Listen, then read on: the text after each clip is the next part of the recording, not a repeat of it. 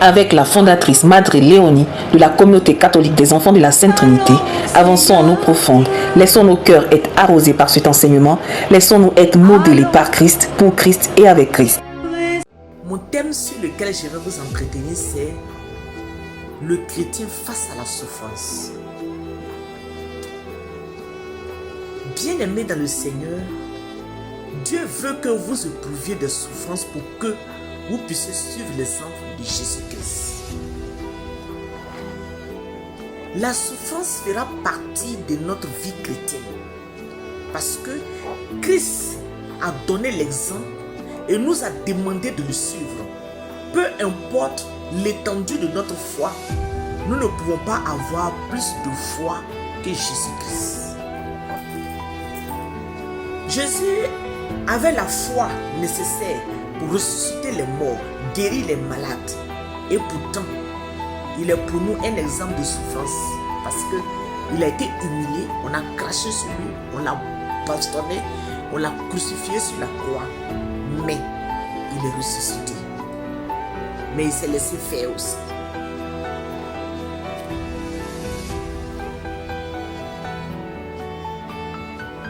La souffrance n'est pas un signe de faiblesse. La souffrance n'est pas un signe de défaite. Je dis non. La souffrance est souvent un signe de la main de Dieu qui travaille activement dans notre vie. Si on le sait, on reste tranquille face à la souffrance.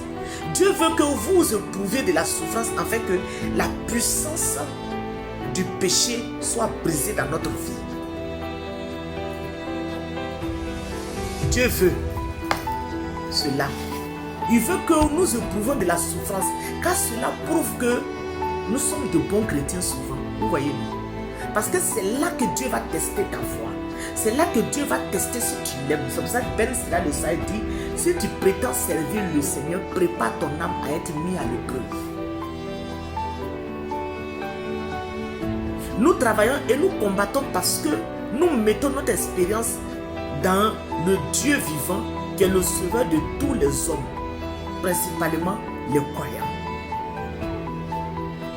1 Timothée chapitre 4 verset 10. Donc la souffrance est en fait un signe que vous êtes un bon chrétien. Vous voyez, non, c'est bizarre. Paul dit qu'il travaillait et qu'il combattait parce qu'il avait confiance dans le Dieu vivant. Quand on suit la volonté du Seigneur, mes frères, quand on suit la volonté du Seigneur, on rencontre toujours des difficultés et des épreuves.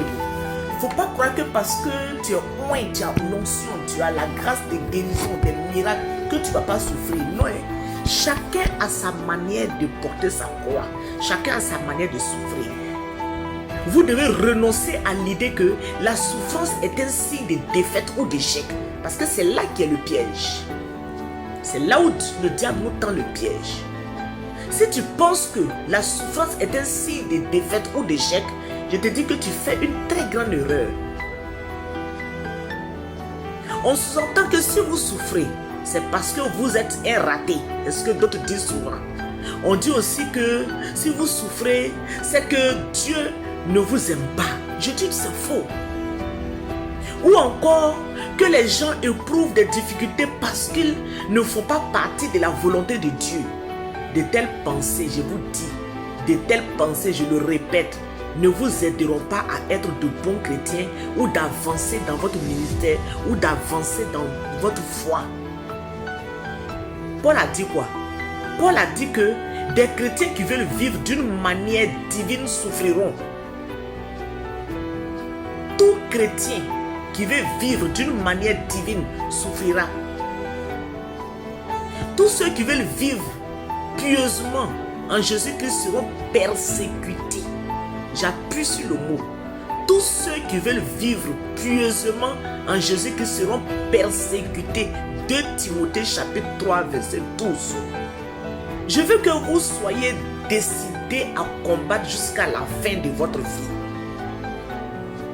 Combattez dans chaque situation.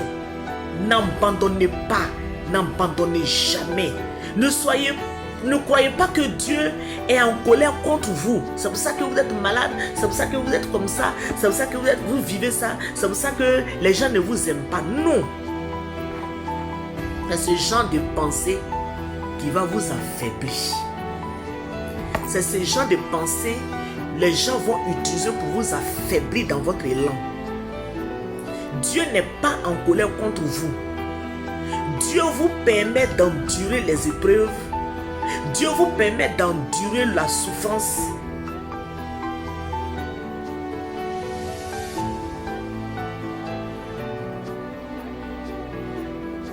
Parce qu'il nous aime souvent.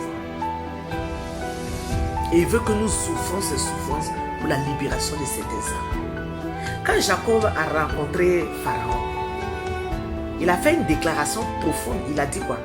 Les années de mon pèlerinage sont de 130 ans. Les jours des années de ma vie ont été peu nombreux et mauvais. Et ils n'ont point atteint les jours des années de la vie de mes pères. Genèse chapitre 47, verset 9. La vie sur cette terre, mes frères, est courte et difficile. Vous devrez accepter cette réalité de la souffrance et vous préparer à passer par là. Ne vivez pas sur cette terre en essayant d'être toujours heureux.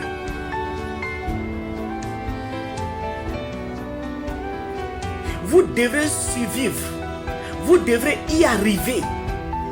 Vous n'avez pas besoin d'être heureux à tout prix sur cette terre pour atteindre votre but.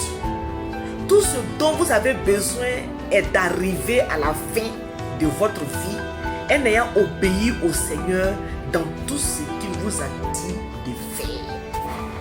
Si vous essayez d'être heureux, mes frères, vous commettrez une erreur et ne ferez plus partie du plan de Dieu a prévu pour votre vie. Parce que quand la souffrance va venir, tu vas dire que je ne savais pas que c'était comme ça. Il y a d'autres qui disent que depuis que je suis devenu chrétien, là, toutes mes affaires ne marchent pas. Il y a des gens qui le disent. Donc ils se plaisent dans leur vie ancienne, c'est-à-dire qu'ils regrettent leur vie passée même, où ils ne connaissaient pas Dieu. Ça fait pitié. Dieu veut que nous éprouvons de la souffrance, car elle va de pair avec notre vocation. Elle va de pair avec notre vocation. Je répète, Dieu veut que souvent nous éprouvons de la souffrance, car elle va de pair avec notre vocation. C'est pour l'évangile que nous avons été établis, pour prêcher, pour guérir les malades, pour prier pour les démunis, pour devenir prêtre, pour devenir religieuse, pour devenir chose comme on appelle diacre, pour devenir, je ne sais pas, mais responsable. Et c'est à cause de cela que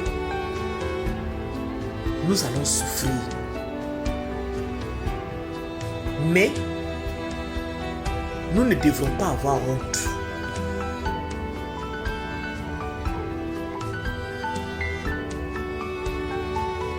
Jésus a dit, va à cet homme.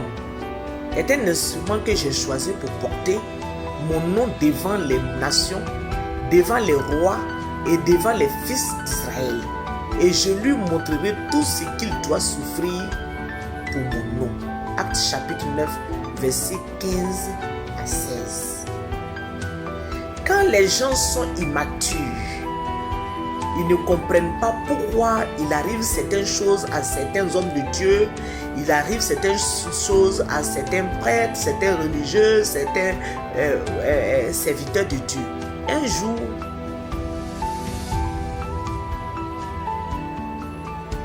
nous devrons nous laisser modeler par le Seigneur.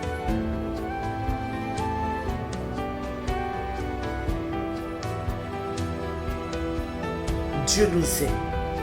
C'est pas parce que tu souffres que Dieu ne t'aime pas. C'est pas parce que tu souffres que tu es une malédiction. Tu n'es pas une malédiction. Mais dans cette souffrance, Dieu te taille. il te reconstitue, il te reforme, il te donne un caractère selon son désir.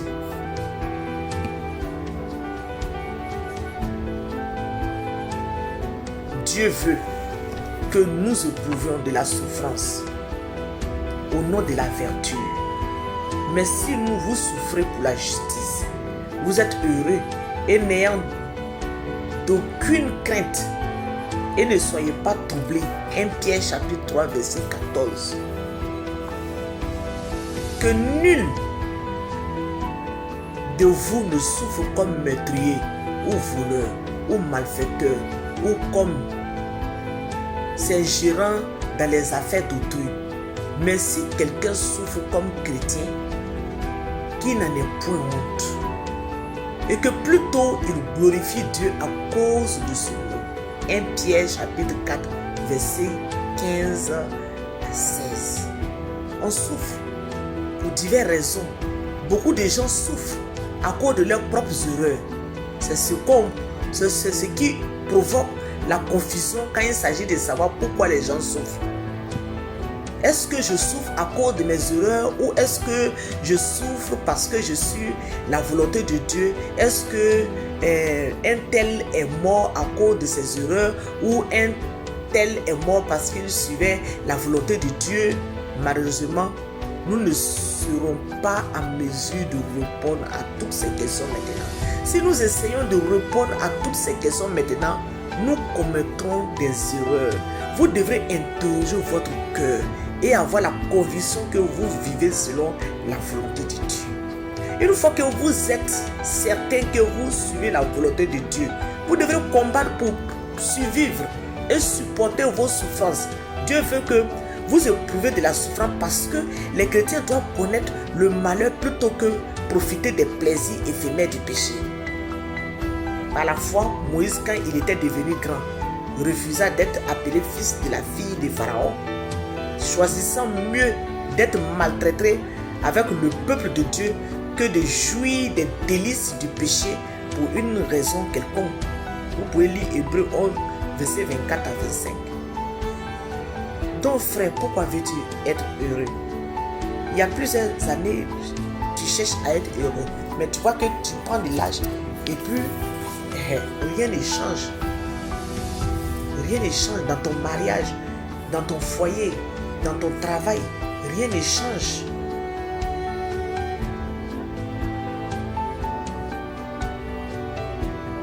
Savoir qu'on doit souffrir, traverser l'obscurité et les difficultés et y survivre, c'est ce qui garde les chrétiens sur le droit chemin. C'est la mentalité de l'ancienne génération des chrétiens que nous devons avoir. Être des chrétiens authentiques, vrais et faire des tours devant le Saint-Sacrement. Quand tu souffres, je vais te donner des conseils. Va au tabernacle. Même si tu n'as pas l'envie de prier, même si tu n'as plus le goût de prier, même si tu ne ressens rien, va toujours au tabernacle quand tu souffres. Va te coucher devant Jésus. Ou va t'asseoir, regarde-le. Si tu veux ne dire rien, regarde-le, il te regarde. Face à la souffrance, ne va pas te suicider. Va à la messe. Va au tabernacle. Adore Jésus. Fais un cœur à cœur avec lui. Laisse-le agir en toi. Laisse-le faire une transformation intérieure en toi. Il va te donner la force. Vous savez, ce n'est pas toutes les souffrances que Dieu enlève, quel que soit tes jeûnes et prières, tes adorations, quel que soit tout ce que tu fais. Tout ce que Dieu te demande, c'est de te laisser faire par lui. Il y a des gens qui disent, j'ai adoré, j'ai fait chemin de croix tous les jours. J'ai fait 40 jours de jeûne, ma situation ne change pas. Oui. Aucune prière ne se perd. Elle agira dans le temps du Seigneur. Mais pour le moment, le Seigneur te dit, souffre pour le moment. La gloire viendra. Parce que ta souffrance te prépare à une grande gloire. La souffrance te prépare à un grand ministère. Elle te prépare à une grande élévation. Donc, il ne faut pas raccourcir. En partant chez les marabouts, chez les féticheurs, en partant te chercher d'autres dieux. Mais reste là, les yeux fixés au tabernacle, les yeux fixés à la croix. Et tu verras une transformation se produire en toi. Que le Saint-Esprit de Dieu répande sa puissance dans nos cœurs et qu'il nous donne d'accepter la souffrance et qu'il nous aide à pouvoir la surmonter et atteindre la gloire. Merci Saint-Esprit de Dieu, illumine nos cœurs, donne-nous la force de demeurer dans ton amour face à la souffrance, face au mépris. Donne-nous Seigneur de vivre ton amour pour les siècles et des siècles.